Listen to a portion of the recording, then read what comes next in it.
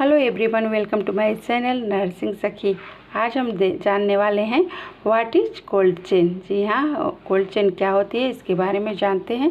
जैसा कि इसके नाम में ही इसकी मीनिंग छिपी हुई है कि कोल्ड का मतलब होता है ठंडा और चेन का मतलब होता है एक श्रृंखला बनानी, यानी एक शीत श्रृंखला बनाना। किसके लिए? वैक्सीन के लिए। एक कोल्ड चेन किसके लिए बनाना है? वैक्सीन के लिए।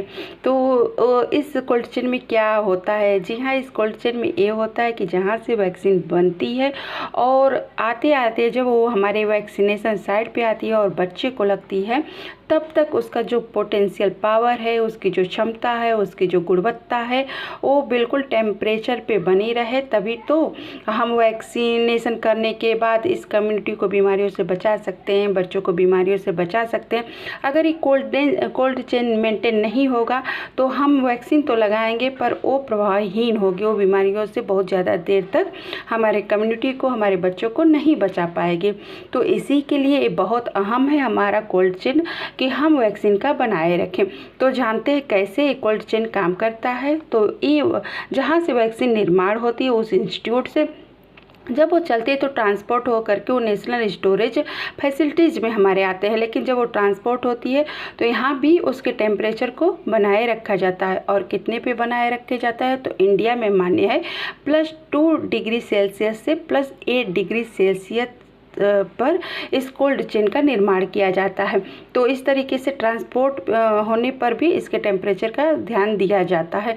और फिर नेशनल से वो स्टोरेज फैसिलिटीज से आती है, ट्रांसपोर्ट हो करके हमारे रीजनल ऑफिस या हमारे स्टेट में आती है, वहाँ से फिर ट्रांसपोर्ट होती है तो हमारे डिस्ट्रिक्ट हॉस्पिटल स्टोरेज यानी वैक्सीन जहाँ भंडारण किया जाता है वहाँ पर जाती है। फिर वहाँ से ट्रांसपोर्ट होती है तो हमारे कम्युनिटी हेल्थ सेंटर पर आती है, और वहाँ से ट्रांसपोर्ट होती है तो हमारे PSC लेवल पर आती है, और वहाँ से ट्रांसपोर्ट होती है तो सब सेंटर या वैक्सीनेशन साइट तक जाती है। और इतना सफ़र करते करते तब वो एक बच्चे को वैक्सीन दिया जाता है।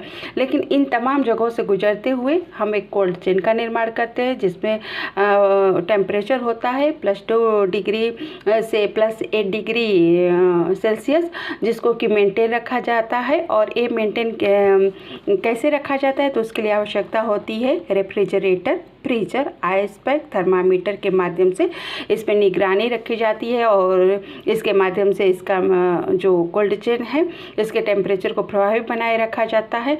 अगर ये कोल्ड चेन नहीं प्रभावी रहेगा तो वैक्सीनेशन देने का कोई मतलब ही नहीं होगा, वो बिल्कुल प्रभावहीन हमारा वैक्सीनेशन होगा।